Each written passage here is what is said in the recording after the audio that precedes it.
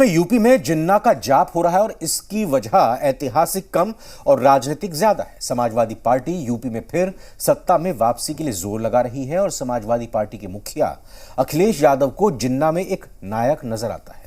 BJP Akhilesh के इस बयान को लेकर उन पर हमला कर रही है, लेकिन सवाल है कि आखिर अखिलेश यादव जिन्ना समर्थक बयान क्यों दे रहे हैं?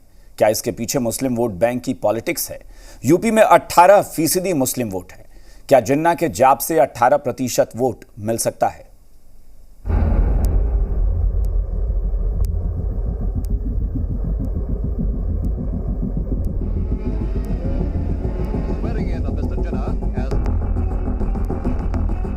मोहम्मद अली जिन्ना, वो नाम जो हिंदुस्तान के बंटवारे के लिए जिम्मेदार है, वो नेता जिसकी वजह से देश के 2 टुकड़े हुए और पाकिस्तान बना। मोहम्मद अली जिन्ना जिसकी वजह से देश विभाजन के वक्त लाखों लोग दंगे में मारे गए, अनगिनत लोग बेघर हो गए। वो मोहम्मद अली जिन्ना जिसे पाकिस्तान अपना कायदे आजम कहता है। जिन्ना की मौत 1948 में हो गई थी, लेकिन 2022 में होने वाले यूपी विधानसभा चुनाव में जिन्ना का जिन्न लौट आया है। समाजवादी पार्टी प्रमुख अखिलेश यादव के बयान ने यूपी विधानसभा चुनाव में जिन्ना की एंट्री करवा दी है। इस प्रकार के शर्मनाक और निंदनीय। आपको याद होगा कि सरदार पटेल की जन्मदिन यानी 31 अक्टूबर को अखिलेश यादव ने एक सभा में जिन्ना की तारीफ की थी। अखिलेश यादव ने जिन्ना की तुलना गांधी, नेहरू और पटेल से कर दी। अखिलेश यादव के इस बयान पर सियासी हंगामा खड़ा हो गया। बीजेपी समेत तमाम दलों ने अखिलेश यादव की आलोचना की, लेकिन आज अखिलेश यादव ने कहा कि वो अपने बयान पर कायम हैं। अखिलेश यादव के दोनों बयान सुनिए, फिर हम आपको इसके राजनीतिक मायने बताएंगे। सरदार पटेल जी,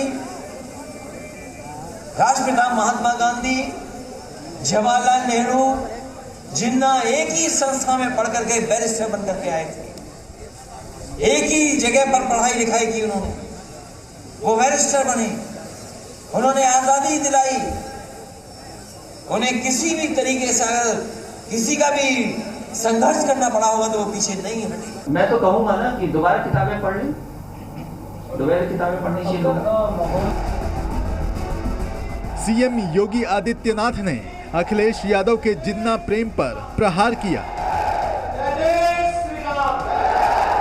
जिन्ना देश को तोड़ने वाले हैं, दोनों समकक्ष नहीं हो सकते।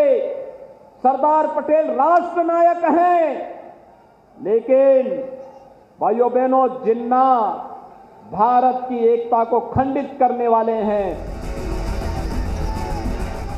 अखिलेश यादव ने अपने बयान का समर्थन करने के लिए इतिहास की दुहाई दी।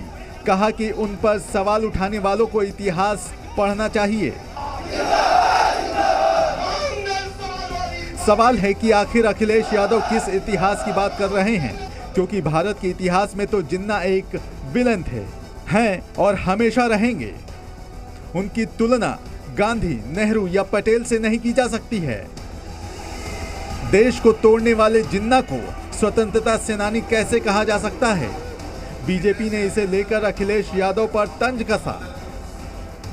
यूपी बीजेपी के प्रमुख स्वतंत्र देव सिंह ने सवाल उठाया कि अखिलेश यादव भारतीय इतिहास की पुस्तक पढ़ते हैं या पाकिस्तान की।